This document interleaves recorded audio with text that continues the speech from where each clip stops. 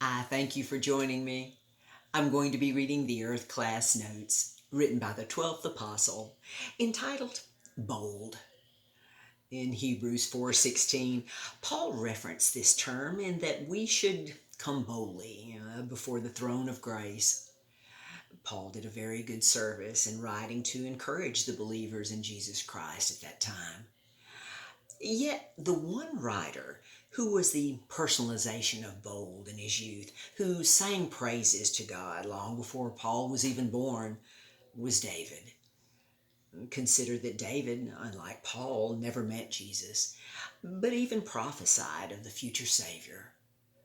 In David's youth, when he truly was a man after God's own heart, this bold young man recorded in Psalm chapter 2 a beautiful melody that describes a quality of character that so many men and women of Israel have fallen so short of, that of being bold. Young David was great in his youth, but made tragic mistakes in his midlife years and even more in his older years. The 150 Psalms that David wrote were to be sung in worship and praise to God. David asked a question in Psalm 2:1. Why do the heathen rage and the people imagine a vain thing? David answered his question in the next two verses, writing how the many kings and rulers on earth have counseled together seeking to eliminate God's chosen people with their restrictions.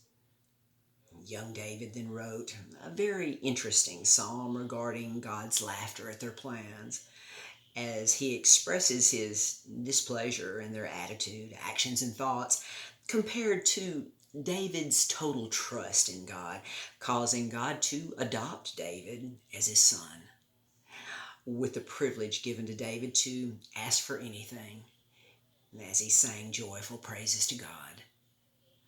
David reminded the kings, politicians, and judges of the earth to serve God with total respect and honor and to be fearful of not doing so.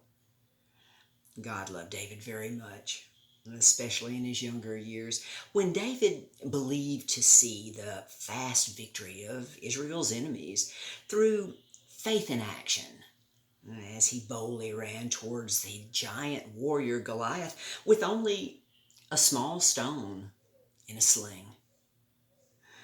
May we boldly believe to see victory over all of the Goliaths in our life. May you boldly approach the throne of grace and graciously give God Himself the glory. Until